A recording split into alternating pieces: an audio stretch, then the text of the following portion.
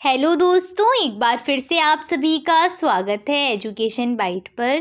कैसे हैं आप सभी? मुझे उम्मीद है कि आप सब एकदम बढ़िया होंगे। मैं आपकी डीएलएड थर्ड सेमेस्टर की संस्कृत विषय की क्लास लेकर के आई हूँ। संस्कृत की लास्ट क्लास में मैंने आपको संस्कृत वर्णमाला और साथ साथ वर्ण परिचय जो था वो करा दिया था। आज हम संस्कृत का जो नेक्स्ट चैप्टर है आपका संधि प्रकरण, उसको शुरू करेंगे। तो चलिए स्टार्ट करती हूँ आपकी क्लास संधि से।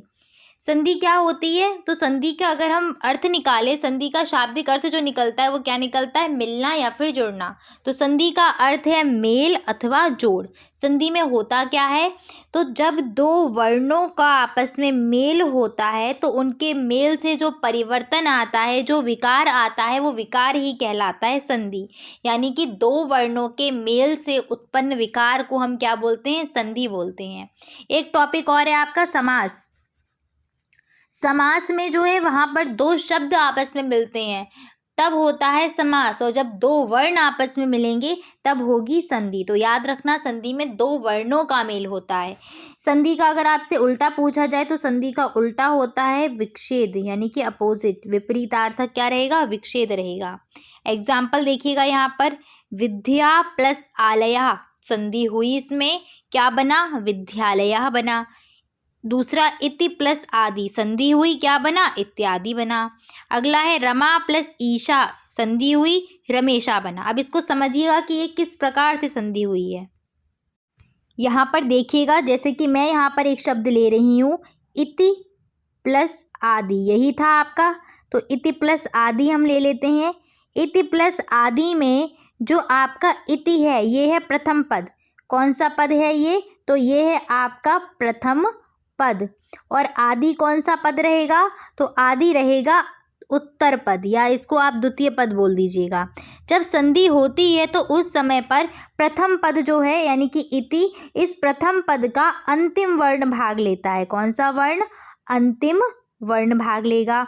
और जब उत्तर पद होगा, उत्तर पद जब संधि करेगा तो क्या होगा? इसका प्रथम पद भाग लेता है, सॉरी प्रथम वर्ण।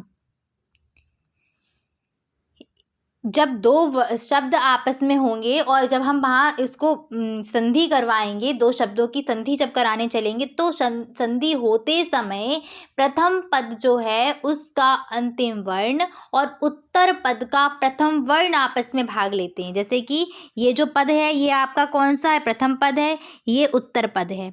प्रथम पद का जो लास्ट का वर्ण होगा वो यहाँ पर जुड़ेगा किसके साथ? उत्तर पद के प्रथम वर्ण के साथ। जब जुड़ जाएगा वो तब हो जाएगी संधि। अब भाई ये अंतिम वर्ण और प्रथम वर्ण कैसे निकालोगे? तो सभी को वर्ण विच्छेद करना आता है या नहीं? इति प्लस आदि का वर्ण विच्छेद करिएगा, क्या बनेगा? ई प्लस त प्लस अ, सॉरी इति था ना तो छोटी ई की मात्रा। आदि का वर्ण विच्छेद करोगे तो क्या बनेगा? बड़ा आ प्लस द प्लस ई। ऐसे तो वर्ण विच्छेद होगा। जब संधि होती है तो संधि होते समय पहला पद आपका था इति, इति का अंतिम वर्ण क्या निकला? ई। और दूसरा जो आपका पद था आदि, आदि का पहला वर्ण क्या था? आ। तो जब संधि होगी तो ये दोनों आपस में मिलेंगे, ठीक है? ई और आ आपस में मिलेंगे। बाकी पीछे जो जैसा लिखा था वो वैसा का वैसा ही रहेगा, इसमें कोई अंतर नहीं होगा। तो देखिएगा यहाँ पर क्या होगा, इस प्रकार से इसका मैं यहाँ पर लिख देती हूँ, मिलकर के ये क्या बनाते हैं? इत्यादि बनाते हैं। तो आप देखिए इत, ये तो जैसा है इसको वैसा का वैसा ही लिख दीजिए। क्या है? ई है और आधा ता है। क्लियर? और यहाँ पीछे क्या है? पीछे बचा हुआ क्या है? दा, और दा के साथ में ई, तो दी बचा हुआ है। जब ई और आ आपस में मिलेंगे तो यहाँ विकार होके बन जाएगा आपका या। क्या बनेगा? या, जो आपको शायद यहाँ पर दिख रहा होगा, दिख रहा है इस प्लेस पर। और जब आप इसको मिलाकर लिखोगे तो यही जो आपका है, यही जो शब्द है वो क्या लिखा जाएगा? इत्यादि। स्पष्ट है सभी को? तो इस प्रकार से जो है वो आपकी संधि होती है। इसके बाद आगे बढ़ते हैं, एक और एग्जाम्पल से मैं समझा देती हूँ। रमा प्लस ईशा, रमा प्लस ईशा, यही तो वर्ड था, रमा प्लस ईश। समझ लीजिएगा ये क्या है आपका? प्रथम पद।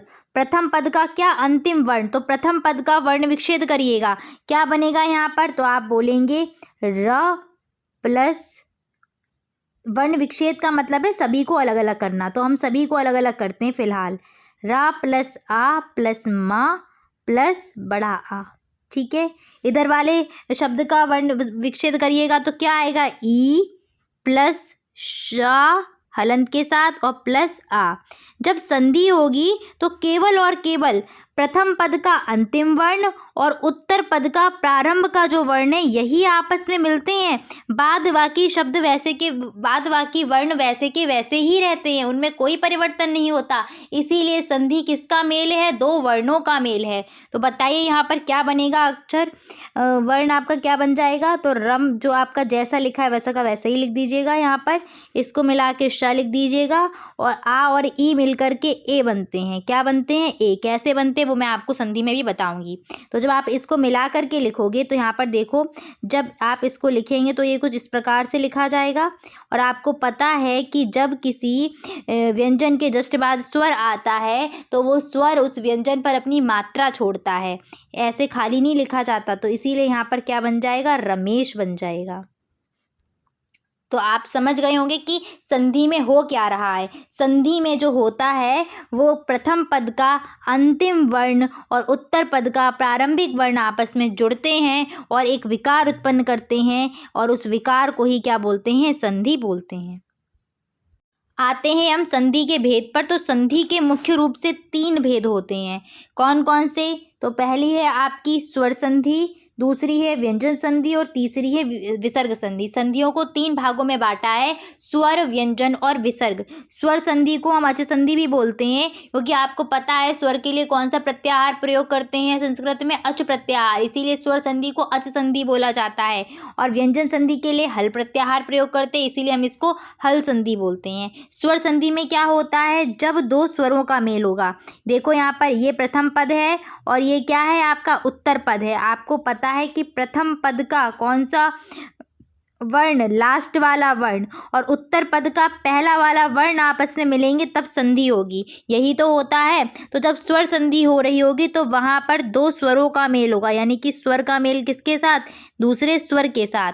जब व्यंजन संधि होगी तो वहाँ पर क्या होगा, जो अंतिम वर्ण है ये वाला, यहाँ पर जो होगा ना, यहाँ हमेशा व्यंजन ही रहेगा, यानी कि व्यंजन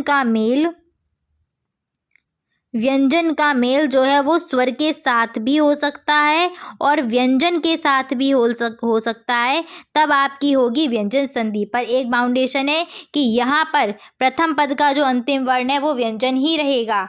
इसी प्रकार से विसर्ग संधि में होता है। विसर्ग संधि में क्या होगा, विसर्ग का मेल किससे होगा, स्वर से अथवा व्यंजन से, तब होती है विसर्ग संधि। अब आते हैं हम स्वर संधि पर कि स्वर संधि क्या है। तो 2 स्वरों के मेल से होने वाले विकार को कहते हैं स्वर संधि। जैसे कि एग्जाम्पल देखिएगा, देव प्लस आगमन। तो देव प्लस आगमन में क्या हो रहा है, देव जो आपका शब्द है, इस देव शब्द का अंतिम वर्ण क्या है, अ। अब कैसे पहचानोगे, तो आप ये देखना कि लास्ट का जो वर्ण आपको दिख रहा है उस पर किसकी मात्रा है, जिस स्वर की मात्रा है अंतिम वर्ण वही है, ठीक है। तो देव में वाह है, पूरा वाह है, किसी ना आ की मात्रा है ना ई की मात्रा है, तो यहाँ पर छोटा आ होगा। तो यहाँ पर आ है और आगमन में कौन सा है, बड़ा आ। ये आ और आ आपस में मिलेंगे तो यहाँ पर विकार आएगा और बन जाएगा देवागमन। तो संधि होके क्या बना है, देवागमन। स्वर और स्वर का मेल हुआ, देखो ये भी स्वर है और ये भी स्वर है। सेम आपका इसी प्रकार से महा प्लस आत्मा, तो महा में आ है लास्ट में और आत्मा में भी आ है, यानी कि 2 स्वर आपस में मिल रहे हैं, तो कौन सी संधि, स्वर संधि बनेगा, महात्मा। कैसे बनेगा वो डिटेल में भी देखेंगे। ऐसे कवि प्लस ईशा, कवि में क्या है, छोटा ई है अंतिम वर्ण, वा के ऊपर छोटी की मात्रा है ना, तो अंतिम वर्ण ई है, और ईशा में क्या है, बड़ी ई है, तो ई और ई मिलेंगे, स्वर मिल रहे हैं, इसलिए क्या है, ये स्वर संधि है। ऐसी वधु प्लस उत्सवा, वधु का बड़ा उ और उत्सवा का उ, ये आपस में मिलके क्या बना रहे हैं, वधु उत्सवा। तो यहाँ भी स्वरों का मेल हो रहा है, इसलिए ये कैसी संधि है, स्वर संधि का उदाहरण है। स्वर संधि के भेद देख लीजिएगा। स्वर संधि के मुख्य रूप से 5 भेद होते हैं। कौन कौन से, दीर्घ संधि, गुण संधि, वृद्धि संधि, यड़ संधि और अयादि संधि। ये आपके भेद होते हैं मुख्य रूप से 5, बट इसके अन्य 3 भेद भी हैं, तो कुल मिला के इसके 8 भेद हो जाते हैं। कौन कौन से 8 भेद हैं देख लीजिएगा उनको। पहला है आपका दीर्घ संधि, गुण संधि, यड़ संधि, वृद्धि संधि, अयादि संधि, पूर्व रूप संधि, पररूप संधि और प्रकृति भाव संधि। ये तीनों बहुत ईजी हैं और इनमें कंफ्यूजिंग वाली सबसे ज़्यादा ये दोनों रहती हैं, क्योंकि क्वेश्चन भी अब टेट वगैरह में इन्हीं से पूछ लेते हो, कभी कभी आपके डीएलएड में भी आ जाता है इनसे क्वेश्चन, तो इन पे खासकर ध्यान देना। सबसे पहले हम आते हैं कौन सी संधि पर, तो हम पढ़ेंगे दीर्घ संधि। दीर्घ स्वर संधि का सूत्र क्या होता है, तो दीर्घ स्वर संधि का सूत्र होता है अकहा सवर्णे दीर्घा। मोस्ट इंपॉर्टेंट सूत्र है आपका अकहा सवर्णे दीर्घा। ठीक है, किसका सूत्र है, दीर्घ स्वर संधि का है। ऑब्जेक्टिव में आएगा तो दीर्घ देख के ही लगा देना दीर्घ संधि का, लेकिन जब लिखने को आएगा तो आपको याद होना चाहिए कि अका सवर्णे दीर्घा इसका सूत्र है। अब अका सवर्णे दीर्घा सूत्र के द्वारा होता क्या है उसको समझिए।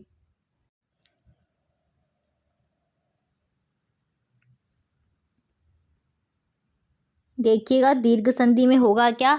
दीर्घ संधि ये कहती है, उसमें जो सूत्र अका सवर्णे दीर्घा दिया है वो ये कहता है कि अक प्रत्याहार के बाद जब भी सवर्ण आएगा, अक प्रत्याहार में कौन कौन से वर्ण आते हैं, तो तुरंत आपका आना चाहिए उत्तर आ, ई, ऊ, ऋ और लिरी। तो लिरी का तो दीर्घ होता ही नहीं है, लिरी जो है वो उसका ह्रस्व स्वर है, लिरी का कोई दीर्घ स्वर नहीं, तो लिरी यहाँ पर खत्म हो गया, केवल ये 4 ही बचे। तो ये कह रहा है कि जब इनके बाद इनके सवर्ण आएंगे, जैसे कि आ के बाद अ आया, चाहे वो ह्रस्व हो या दीर्घ मतलब नहीं, बट ये दोनों मिलकर के क्या बनाएंगे, बड़ा आ बनाएंगे। सेम ऐसे ही ई के बाद अगर ई आया, चाहे बड़ी ई हो चाहे छोटी हो मतलब नहीं, बस ई के बाद ई होनी चाहिए, तो मिलकर के वो क्या बना देंगे, दीर्घ ई बना देंगे। सेम ऐसे ही ऊ के बाद अगर ऊ आए, जैसे दोनों दीर्घ आ गए, तब भी वो क्या बनाएंगे, दीर्घ ही बनाएंगे। क्लियर है। और सेम इसी प्रकार से अगर री के बाद री आ जाता है तो ये भी क्या बनाएंगे, अपना दीर्घ बनाएंगे। और री का दीर्घ कैसे लिखा जाता था, नीचे इस प्रकार से थोड़ा लंबा करके। तो क्लियर हुआ। क्या कहता है अका सवर्णे दीर्घा, कि अक प्रत्याहार के बाद उनका सवर्ण आने पर ह्रस्व या दीर्घ कोई भी आ सकता है। जैसे कि यहाँ मैं स्पष्ट करूँ, छोटा आ या बड़ा आ में से कुछ भी हो सकता है, आगे पीछे वो कुछ नहीं देखना आपको, बस देखना है सवर्ण होना चाहिए। आ के बाद आ आए, ह्रस्व या दीर्घ दोनों ही चलेंगे। ऐसे ही ई के बाद क्या आए, ई आए, तो वो मिलकर के क्या बना देगा, दीर्घ, यानी कि बड़ी ई। छोटा आ बड़ा आ मिलकर के क्या, बड़ा आ। ऐसे उ मिलकर के उ और री मिलकर के क्या बनेंगे, दीर्घ री बन जाएंगे। अब इनको यहाँ पर आप एग्जाम्पल से समझिएगा, तब और अच्छे से स्पष्ट हो जाएगा आप सभी को।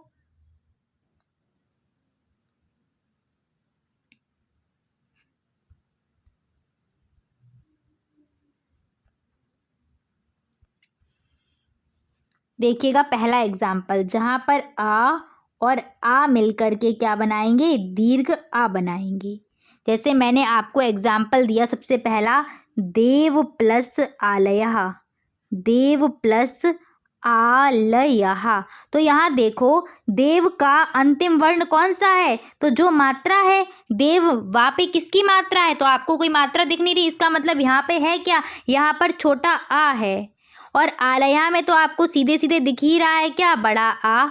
ये दोनों मिलेंगे, बाद बाकी यहाँ पर स्पष्ट करके लिख सकते हो आप, दे और वा आधा हो जाएगा, यहाँ पर लया बचेगा। जब ये दोनों मिलेंगे तो आपको जस्ट अभी बताया कि दोनों मिलकर के क्या बनाते हैं, बड़ा आ बनाते हैं। बात जो पीछे है ना, इनमें कोई चेंज नहीं है, वैसे के वैसे ही लिख दीजिएगा। तो आपका यहाँ पर क्या बन जाएगा, देवालयः। अभी जस्ट बताया था कि जो व्यंजन है उसके जस्ट बाद अगर स्वर आएगा तो स्वर इसको अपनी मात्रा देता है, तो बन जाएगा देवालयः। स्पष्ट हुआ सभी को। चलिए आगे बढ़ते हैं, एक और देखते हैं हम इसी प्रकार से, जब ई और ई आपस में मिलकर के क्या बनाएंगे, दीर्घ ई बनाएंगे। जैसे कि यहाँ पर हमने लिया एग्जाम्पल, नदी प्लस ईशा।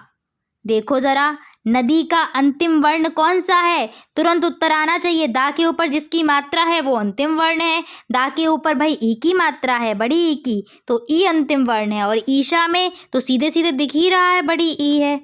तो ई आपस में जब मिलेंगे आपको पता है क्या बनाएंगे, दीर्घ ई बनाते हैं। दीर्घ ई का मतलब बड़ी ई, और बाद बाकी क्या, ये जो थे वैसे के वैसे ही रहेंगे।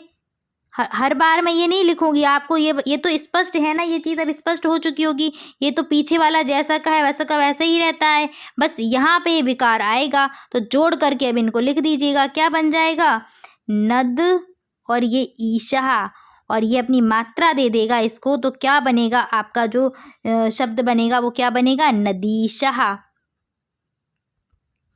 उम्मीद है कि आप सभी को यहाँ से चीज़ें समझ में आई होंगी। आगे बढ़ते हैं नेक्स्ट। ऊ प्लस ऊ वाला, ऊ और ऊ आपस में जब ऊ से मिलेंगे तो क्या बनता है, दीर्घ ऊ बनता है। दीर्घ ऊ बनेगा, बना दीजिएगा। यहाँ पर एग्जाम्पल ले लेते हैं एक, भानु प्लस उदया, भानु प्लस उदया। भानु में क्या है, भानु का अंतिम वर्ण, तो जस्ट आपको तुरंत आपको उत्तर देना है क्या है भानु में अंतिम वर्ण, तो भानु में है उ, और उदया में तो ऊ है। ये ऊ और ऊ आपस में मिलकर के क्या बनाएंगे, दीर्घ ऊ बनाएंगे। तो अब आप इसको कैसे लिखेंगे, डायरेक्ट लिख करके देख सकते हैं ना। देखो भा तो भा रहेगा, ना पे बड़े ऊ की मात्रा, नू दया, भानु दया। क्लियर है, ऐसे वधु प्लस उत्सवा, वधु उत्सवा हो जाएगा। एक और देखते हैं, री वाला देखेंगे अब हम। री का मेल जब री से होगा, री का मेल जब री से होगा तो क्या बनेगी, दीर्घ री बन जाएगी। जैसे कि पितृ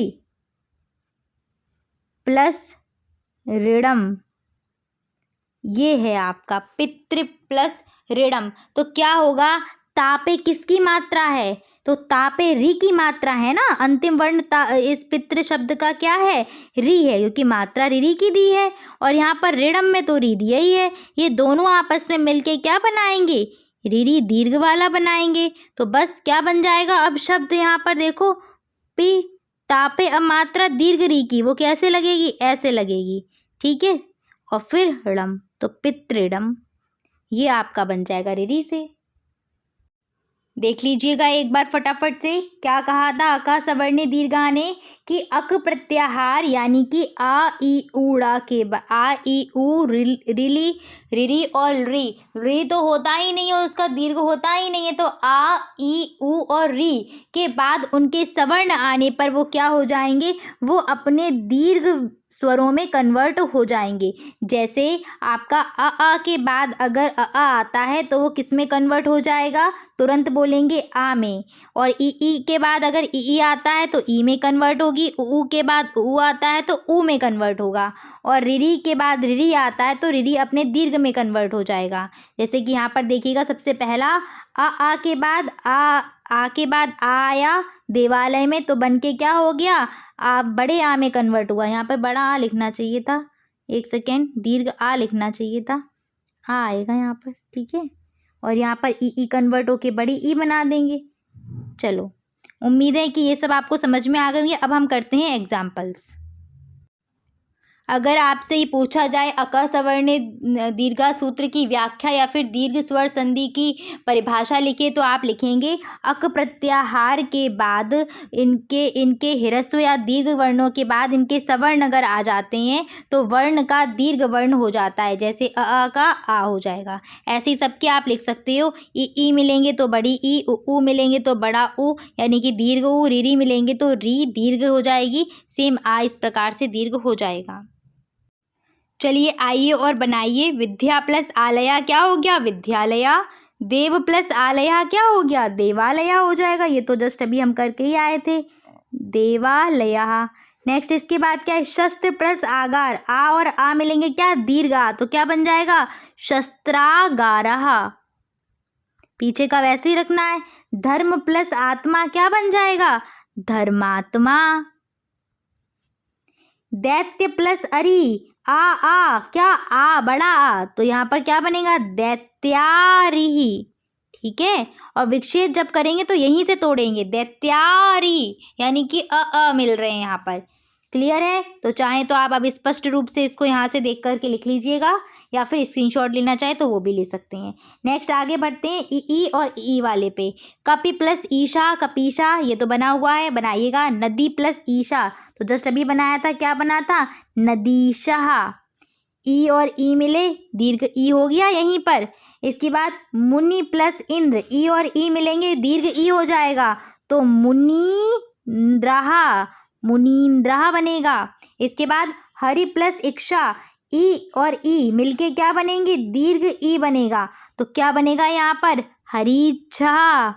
ठीक है, हरीच्छा, हरि प्लस इक्षा, हरीच्छा। ठीक है, इसके बाद आगे बढ़िएगा, इसको भी देख करके लिख लीजिए अगर आपको यहाँ से स्पष्ट दिखेगा। आगे बढ़ते हैं, उ वाला, भानु प्लस उदया, भानुदया। ऐसे ही वधु प्लस उत्सवा, क्या बनेगा? उ और उ, चाहे दीर्घ हो या फिर ह्रस्व हो, सवर्ण अगर है तो वो दीर्घ में ही कन्वर्ट होगा। क्लियर? तो क्या बन जाएगा यहाँ पर? वधूत्सवः, वधूत्सवः। लघु प्लस ऊर्मी, ऊर्मी को ध्यान रखना, उर्मी कभी वर्ड नहीं होता, विच्छेद में जब करोगे तो आपको बहुत कंफ्यूज रहेगा। उर्मी कोई शब्द नहीं है, ऊर्मी है। ठीक है, ऊर्मी। तो यहाँ पर क्या बन जाएगा? लघु प्लस ऊर्मी, लघूर्मी। इसके बाद गुरु प्लस उपदेशः, तो उ और उ, तो क्या बनेगा? गुरूपदेशः। अब देखो अंतर है, जब रा पर छोटे ऊ की मात्रा लगती है तब बिना घुंडी के लगाते हैं, और जब बड़े ऊ की मात्रा लगाएंगे तो हम किसके साथ लगाएंगे? घुंडी के साथ। यहाँ बड़े ऊ की मात्रा है। इसके बाद आगे बढ़ते हैं हम। नेक्स्ट आइएगा रिरी वाले पे, तो रिरी वाला देखिएगा, मातृ प्लस ऋणम दिया है, पितृ प्लस ऋणम, तो क्या बन जाएगा? पितृ, ऐसे लगाएंगे, और ऋणम। ठीक है, पितृणम। ऐसे ही होत्री प्लस ऋकार, तो री है, तो मिलकर के क्या बन जाएगा? होत्रिकारः। ठीक है, चलिए आगे बढ़ते हैं।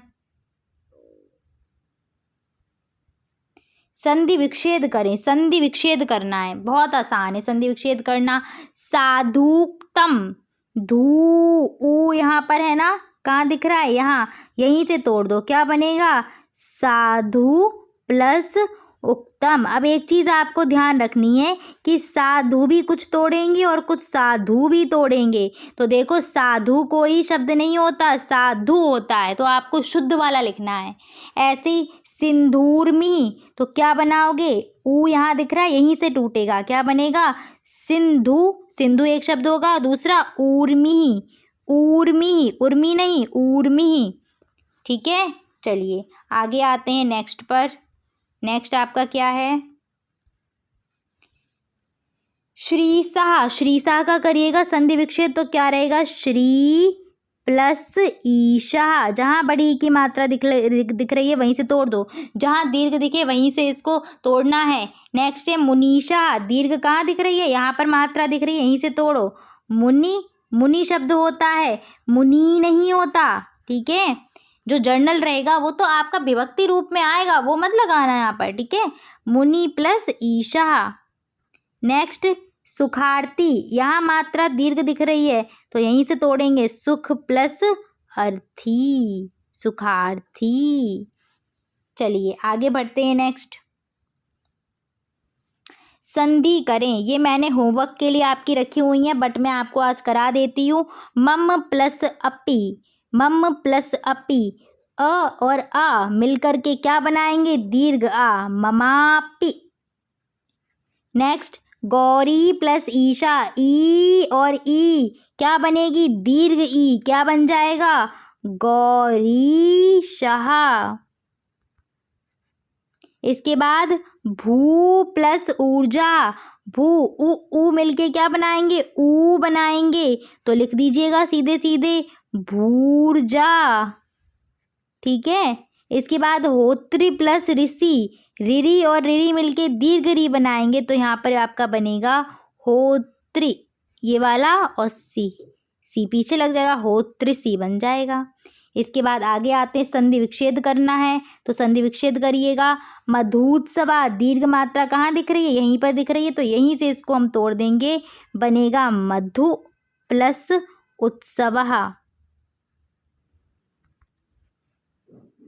नेक्स्ट, नदीशः तो बना ही लोगे, महाशया और महात्मा, इन तीनों की आप लोग मुझे कमेंट में टाइप करना। आज इतना ही रखती हूँ, फिर मिलूंगी आपकी अगली क्लास में जिसमें मैं आपको गुण स्वर संधि पढ़ाऊंगी, क्योंकि मैं चाहती हूँ स्वर संधियाँ जो भी हैं आपकी वो आपको स्वर संधि बहुत अच्छे से आ जाए। वैसे तो सभी संधियाँ आ जाए, लेकिन जो क्वेश्चन है वो कहीं ना कहीं स्वर संधि से ज़्यादा पूछ लेते हैं, व्यंजन से भी आता है और ये आपको हिंदी में भी काम आएंगी, इसलिए इनको अच्छे से समझ लीजिएगा। मिलेंगे नेक्स्ट क्लास में। Thanks for watching and please like share and subscribe my channel. Bye bye, take care.